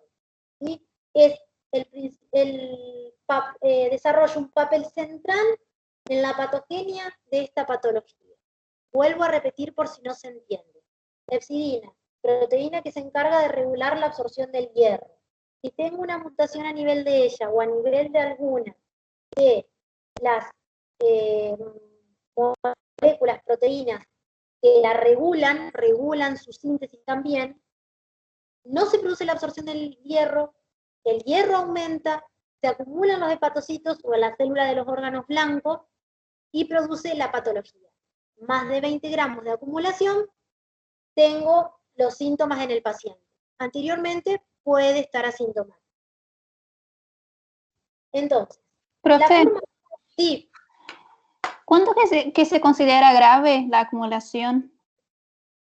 ¿Cuándo llega a ser tóxica? Vos decís Sí, en gramos, como 20, ¿cuánto sería grave?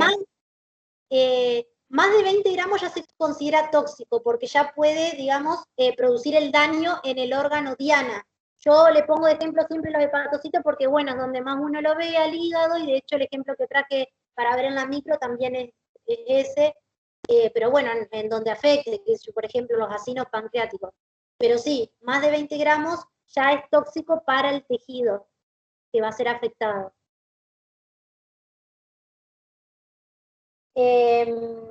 Entonces, tener en cuenta esto, el papel fundamental. No los quiero agobiar tanto con la parte de lo que es la mutación a nivel del HFE. Tengan en cuenta que esa es la mutación más frecuente en el adulto. La forma adulta más frecuente de la hemocromatosis por la mutación del HFE. Al que le interese, digamos, profundizar, puede ver que, bueno, que este es un gen que se localiza en el cromosoma 6, ¿sí? Que codifica la molécula que controla la absorción intestinal del hierro, mediante la regulación de la síntesis de hepcidina. Y entonces, si está mutado este gen, HPE, no hay síntesis de hepcidina, no hay reclutamiento para la absorción del hierro, el hierro se acumula. Profe. Sí. Profe, disculpe, quizás se haya cortado y no escuché bien. Que no se absorbe, el hierro queda aumentado y va a los hepatocitos. No se absorbe bien. ¿Dónde? Porque para estar ya en sangre tiene que haber sido absorbida, es lo que no entiendo. Vos lo que tenés es que la hepcidina, fíjate acá, ¿dónde se absorbe el hierro? Primero, veamos, ¿dónde es absorbido el hierro? ¿Alguno se acuerda? Bueno, acá la imagen lo dice igual. En los enterocitos. Muy bien. Entonces, yo tengo, fíjense en el dibujo, el hepatocito y el enterocito. En el hepatocito yo tengo la síntesis de hepcidina, que va a circular hacia el enterocito, y ahí es donde no se va a absorber el hierro, ¿sí? ¿Queda claro? ¿Por qué? Sí, profe, gracias, que se había cortado. Ah, bueno, no importa, repito porque es bastante confuso y por ahí si no se me entiende. Entonces, vuelvo a repetir la fisiopatogenia. Principal mutación en el adulto que produce la hemocromatosis, el HFE. Hay otros, sí, hay otras moléculas que pueden mencionar. ¿Qué hace este HFE? Regula la síntesis de hepcidina. ¿Qué es la hepcidina? Es la proteína encargada de regular la absorción de hierro en el enterocito. Si esta molécula no está o está en deficiencia, el hierro se acumula, no se absorbe. Queda en la célula diana, obviamente, que sea digamos, el tejido diana que afecte. En este caso ponemos el ejemplo de el hígado. Entonces, ¿qué va a ocurrir con esto? Como dijimos anteriormente, vamos a tener un depósito de la hemosiderina, del hierro como hemosiderina, en hígado, en páncreas, suprarrenal, tiroides, en el corazón. ¿Qué puede causar esto? ¿Qué enfermedades hepáticas? Esas enfermedades hepáticas que puede causar se van a manifestar, ya las van a ver cuando vean la parte del capítulo de hígado, como una cirrosis, o puede ser, por ejemplo, una fibrosis pancreática también. ¿Y qué vamos a ver acá? Atención con esto porque en esta unidad de trastorno del metabolismo empezamos a jugar con las coloraciones especiales. Ustedes hasta ahora venían viendo todo HE, función de hematoxilina eosina. Ahora empezamos a ver que para poder diagnosticar necesitamos un plus más. En el caso de la amiloidosis, no solamente era el rojo Congo, sino el polarizador. Ahora, en el caso de la hemocromatosis, aparece el azul de Perls o el azul de Prusia. Vamos a ver esos gránulos de hemosiderina que se ven en el citoplasma del hepatocito. En el HE se van a ver un color amarronado, amarillento amarronado. ¿Puede ser otro pigmento el que se depositó y que no sea hierro? Sí. ¿Qué me lo confirma? El azul de Perth o el azul de Prusia. Esto, digamos, esto en el principio se deposita en el hepatocito, pero también puede afectar al resto del lobulillo o a los conductos o a las células de Prusia. Vamos a notar que el hígado va a estar agrandado, que va a tomar un color como achocolatado en los estadios tempranos, y que en los estadios tardíos nosotros vamos a ver cómo se ve un hígado cirrótico, que no es la idea, digamos, entrar en ese tema porque ustedes van a tener su propia clase de hígado, pero básicamente un hígado cirrótico, o sea, en la cirrosis nosotros vemos que se forman macro y micronódulos, entonces va a ser un hígado macro y micronodular. ¿Sí? Y a medida que se va acumulando es mayor la toxicidad por la acumulación del hierro, se va a tornar una coloración negruzca o pardo negruzca cuando haya una acumulación masiva. Fíjense, tengo acá un hígado que está aumentado de tamaño, un color pardo achocolatado, y fíjense el borde romo. Ya vamos a empezar a ver macros de hígado en su momento, por la acumulación del cobre. Bueno, y acá esto son imágenes que había puesto, pero ya a ustedes les traje para que lo vean en vivo y lo recorramos. Estos son los hepatocitos, fíjense, el hepatocito me encanta cómo se ve en la histología. Es una célula de citoplasma amplio, núcleo central redondeado, donde nosotros podemos observar que el citoplasma amplio es eosinófilo. Yo digo que tiene como esos citoplasmas rechoncho. Es una célula poligonal, y fíjense que una célula que está, supongamos, ¿no? Está acá o está acá, normal, empiezo a ver células que tienen ese pigmento amarronado. Obviamente que no es lo mismo la imagen que verlo en el tejido, en el vidrio, por eso después lo vamos a poner. Y fíjense acá tengo la coloración del azul de Prusia. ¿Qué ocurre? Me confirma que esos gránulos intracitoplasmáticos que tiñen de azul corresponden a el depósito del hierro. Bien, como dijimos, rápidamente puede afectar otros órganos. Dentro de esos órganos que puede afectar tenemos el páncreas, que puede tener una coloración intensa también, que puede tornarse un órgano duro por la fibrosis, ¿sí? Que lo podemos ver así a la fibrosis como tractos blanquecinos. Se puede achicar también y tener una atrofia del parénquima. Y como les dije anteriormente, sabemos si irina se va a depositar en las células acinares, o puede también estar en los islotes. El corazón, que también puede sufrir un aumento de tamaño, con el depósito en las fibras miocárdicas, y también puede fibrosarse.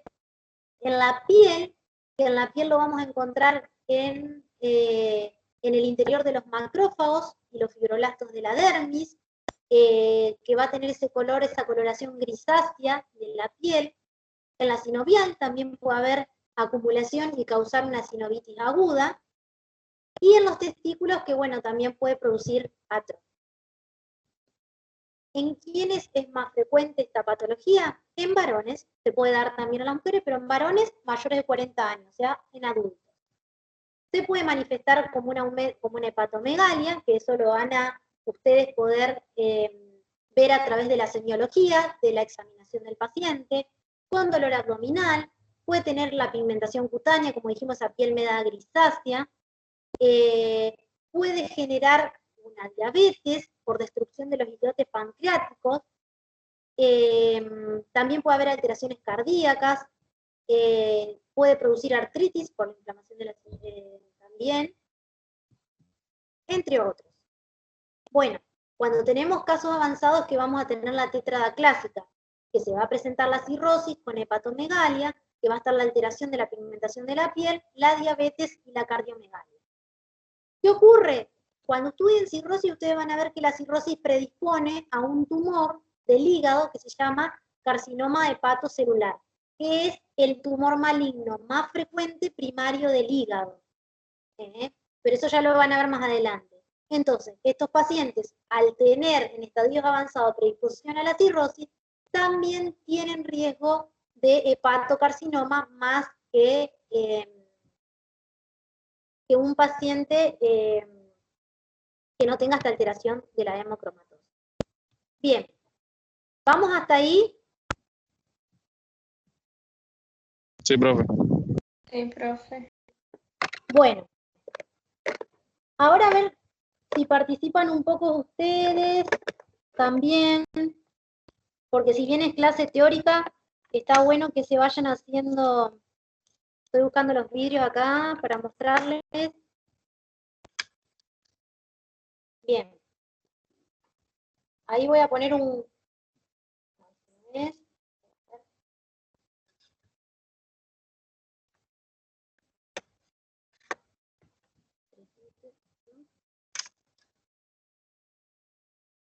Fíjense, primero, ¿qué estructura reconocen? ¿O qué puede ser esto? Estoy en un 4 por. Vamos a hacer como hacemos en la clase de los prácticos. Estoy en un 4 por. ¿Qué puede ser esto? ¿Qué forma tiene este tejido?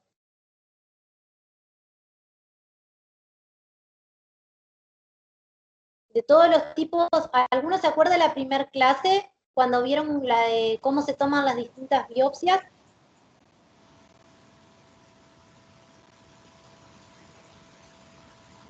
Bueno, esto es... Puede ser... Sí. ¿Cómo? Puede ser una glándula. No. Primero y principal, esto es una throughput, se llama. Que es cuando sacamos los cilindros de tejido. Fíjense. Es un cilindro de un tejido. Cilindro de un tejido. Y ahora lo voy a pasar al 10 por para ver si reconocen estructura normal. Vamos a buscar el informe de este, así les leo este caso. Este es un paciente, una mujer de 53 años, le hacen una biopsia por función de hígado. Cilindros, ¿sí? Ahí vemos. Si recuerdan la histología normal, ¿les parece que este hígado está normal o le está pasando algo?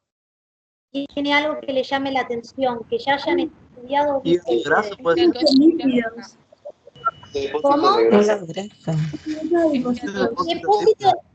Sí, están ahí acoplándose, pero escucho que hay depósito de lípidos. ¿Y cómo se llama la acumulación intracelular de lípidos en el hígado?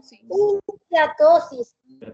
Muy bien, muy bien. Esteatosis hepática. Entonces, cuando yo tengo un cilindro de tejido hepático, bueno, son biopsias frecuentes que se reciben para analizar esta patología que estudiamos recién nosotros, que es la hemocromatosis o la hemosiderosis. Tenemos un hígado que tiene esteatosis. Lo que vamos a ver o a analizar acá, quiero buscarles a ver si encuentro para mostrarles, aquí estamos. A ver, lo voy a ver desde acá, lo voy a recorrer desde mi microscopio. Una cosa que tenemos que reconocer nosotros cuando vemos el tejido hepático es los espacios porta. ¿Alguien sabe cómo están conformados los espacios porta, por más de que esta no sea la unidad de hígado? Vena porta, arteria hepática y conducto biliar. Excelente. No sé quién habló ni de qué comisión es, pero muy bien. Fíjense, tengo un espacio porta acá.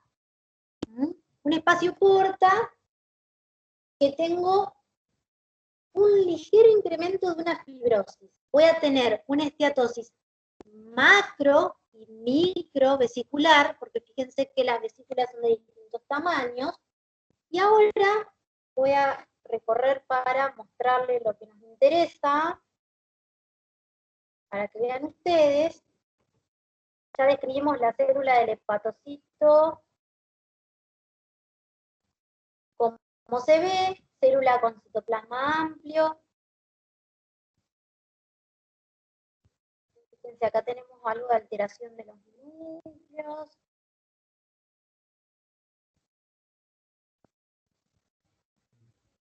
Bien. A ver Si logro enfocarlo acá. Ahí está. ¿Qué le pasa a estos hepatocitos en su citoplasma? ¿Qué tienen?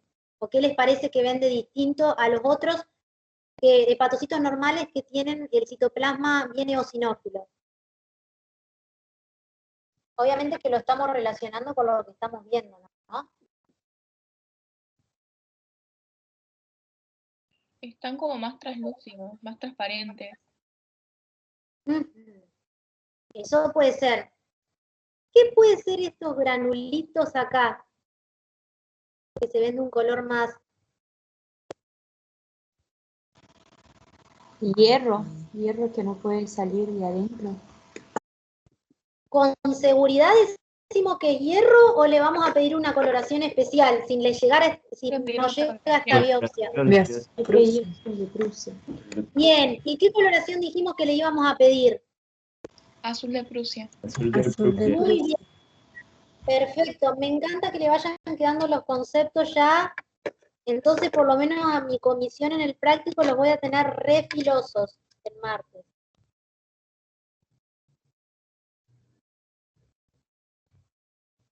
Bueno, vamos a ver ahora el mismo cilindro, pero con la coloración.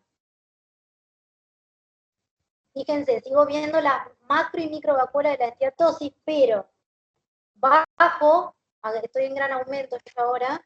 A ver qué. Para que lo vean ustedes. Estoy buscando micrometrear.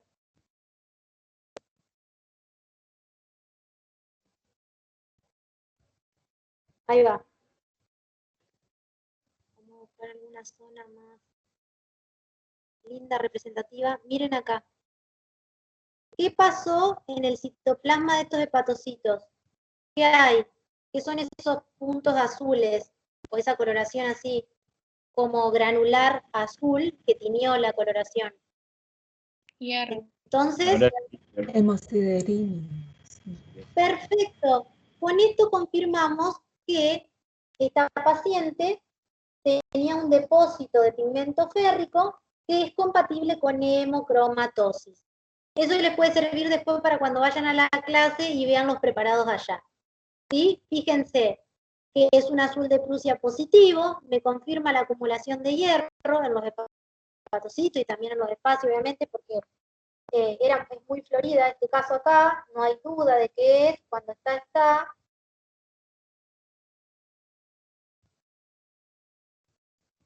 Bien. ¿Se entendió, chicos? Hemocromatosis. Sí, profe.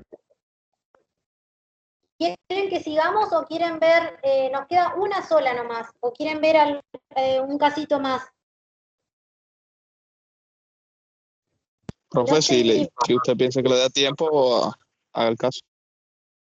Bueno, les muestro rápidamente un casito más. Es rápido porque ya engancharon, me parece, así que fíjense, para que vean la diferencia entre una biopsia Trucut y lo que es una biopsia de parénquima, o sea, lo otro era una biopsia por Trucut, también de tejido hepático.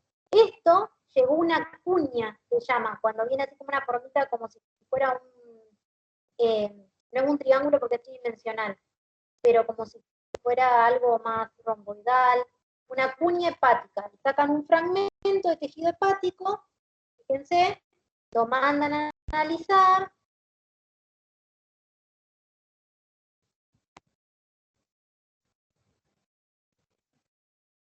Con la sospecha, obviamente que nosotros tenemos que tener otros componentes también para poder decir que está la enfermedad, ¿no? Siempre tenemos que asociar. Miren acá, hepatocitos, citoplasma amplio, núcleo central, no tengo ninguna titía como para pensar en una patología maligna, eso todavía ustedes no lo vieron. Y vamos a colocar la tinción.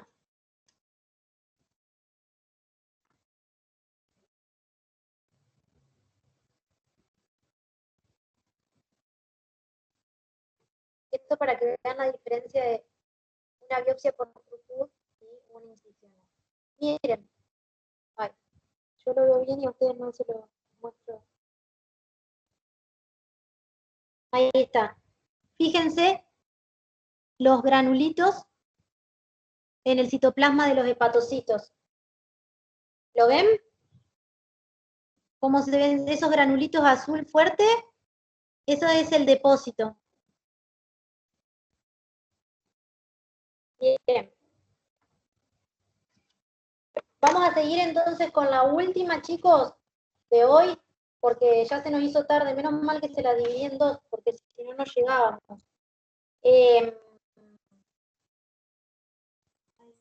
Ya les comparto de nuevo. Profe, no sé si descargaste la lista porque no puedo descargarla yo. No, todavía no, pero bueno, chicos, hagan una cosa, vayan escribiéndome los nombres, los que están presentes en el chat.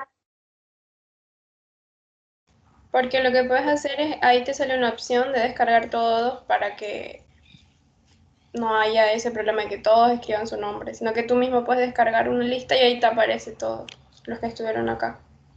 Sí, intenté descargarla, pero no pude, por eso, ante la duda que escriban para que no pierdan la asistencia. Ah, bueno. Por las dudas, yo después la descargo al final, cuando termine de darle la última. Esto ya lo vimos.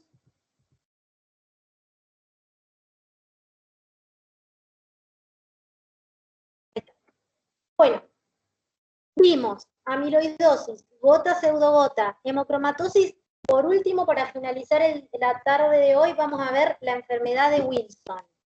Entonces, tuvimos la hemocromatosis que se asocia con la alteración del hierro, y ahora vamos a ver otro mineral que es el cobre, ¿sí? En este caso, la enfermedad de Wilson, que es una enfermedad genética en este caso, porque es una enfermedad que se da a nivel de una mutación de un gen, ¿sí? Es un trastorno que es autosómico recesivo.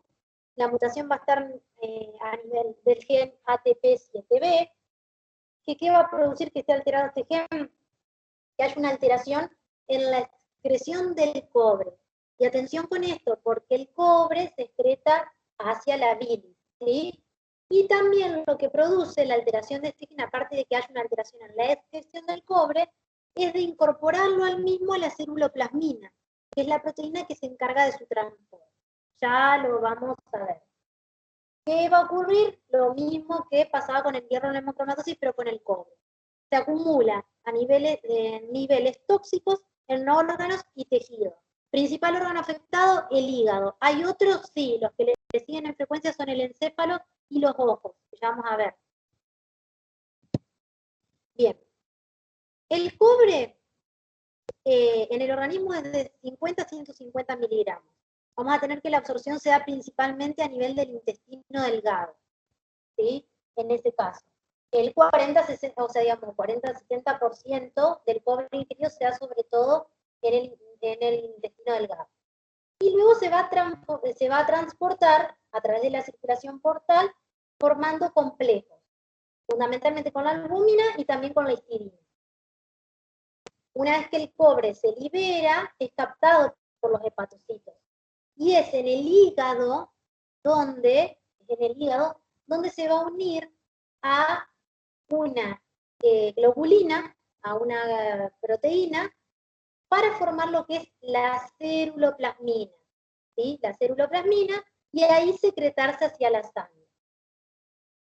¿Dónde se transporta el exceso de cobre? Hacia la bilis. Entonces, la ceruloplasmina tiene fundamental importancia en este trastorno porque es quien va a tener el 90-95% del cobre plasmático se va a unir a ella.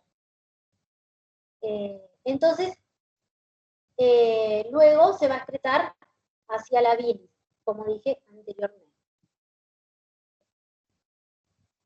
Dijimos, enfermedad autosómica recesiva que se produce por la mutación de este gen, el P7B, ¿qué es lo que hace?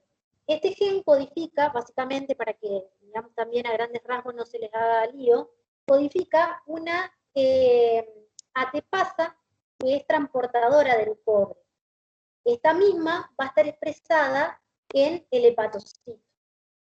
Si yo tengo una deficiencia o una mutación en este gen, se produce una disminución del transporte del cobre, que el cobre tiene que llevar hacia la bilis para poder ser excretado, se altera la incorporación, es decir, la unión a la ceruloplasmina, que es la que mayormente, como dijimos anteriormente, el 90-95% del cobre se va a trasladar unido a ceruloplasmina, y por lo tanto se inhibe la secreción de esta a la sangre. ¿Sí? Se va a producir por estos tres mecanismos que dice acá. Hay formación de radicales libres, la unión a los grupos sulfidrilos que cambia digamos, la parte molecular, y que también desplaza otros metales de las metaloenzimas, es decir, de las encargadas de degradar hepáticas, pueden ser, de las enzimas hepáticas encargadas de degradar, pueden ser por las que se produce, ¿sí? La alteración. Entonces, volvemos a lo mismo. Tengo la mutación del gen, por ende, en resumen, el cobre se va a acumular, no va a circular unido a la ceruloplasmina, no se va a poder excretar en la bilis y va a producir en cantidades tóxicas daño a los órganos dianos. ¿Cuál es el más afectado o el órgano blanco? Es el hígado, que se afecta más frecuentemente, y son las manifestaciones hepáticas o las enfermedades hepáticas con las que debuta el paciente. Aunque como el que le sigue también es el encéfalo, un paciente con enfermedad de Wilson puede debutar con algún trastorno neurológico, como algún déficit, ¿sí? De déficit de atención o algún trastorno a nivel neurológico.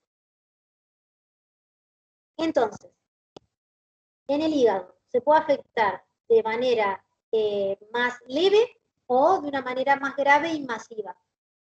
¿Qué podemos observar? Que hay esteatosis también. Ustedes ya saben lo que es la esteatosis. También puede haber una hepatitis aguda. Ya vamos a hablar más adelante de las hepatitis, que son las hepatitis agudas. ¿Sí? Es la inflamación del hígado, bueno, ya van a ver por qué se dan. Esta hepatitis puede ser similar a la causada por los virus. También puede generar una hepatitis crónica o llevar directamente una necrosis del tejido hepático con la consiguiente necesidad de un trasplante. También tenemos que, para ver la presencia del cobre y asegurarnos que es cobre, en este caso, bueno, no tenía un ejemplo para traerles, podemos hacer coloraciones especiales. De las que más utilizamos nosotros es la orceína. Como dije anteriormente, en el encéfalo puede causar una lesión tóxica, afecta más frecuentemente a los núcleos de la base, puede provocar atrofia del mismo y con eso los consiguientes trastornos neurológicos. También podemos ver las lesiones oculares, el famoso anillo de Kaiser-Fleischer, que aparte de tener los niveles de cobre elevados y los otros signos patognomónicos que vimos, el anillo de Kaiser-Fleischer, que es ese depósito color marrón o pardo verdoso, ¿sí? Alrededor de la córnea, le hace como si fuera un círculo en ese color, es confirmatorio de la enfermedad.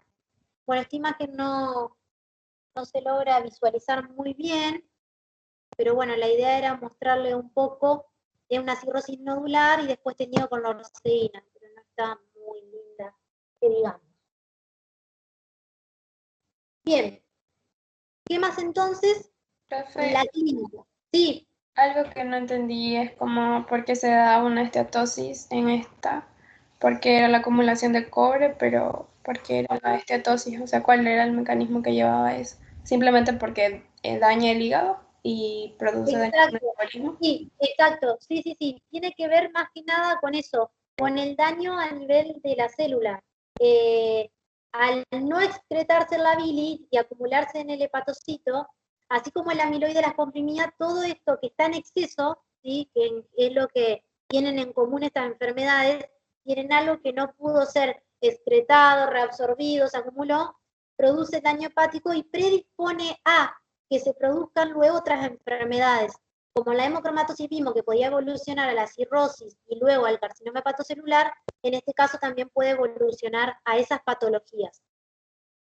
Ah, ya, claro. Gracias.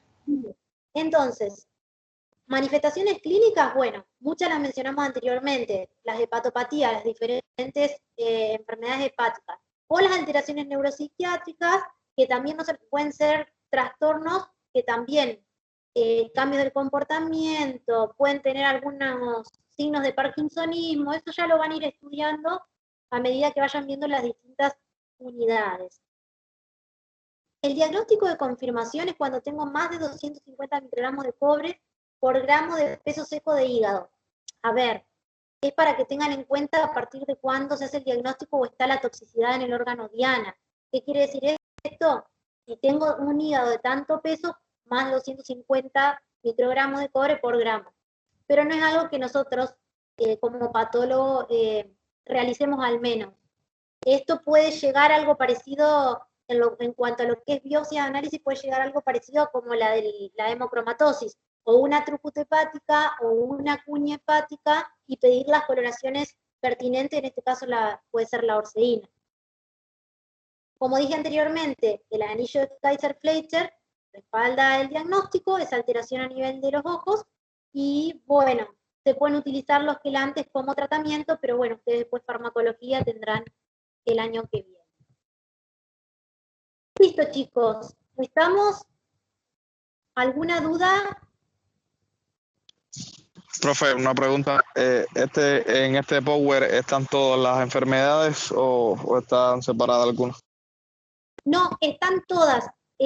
Los voy a subir la semana que viene cuando veamos las otras dos.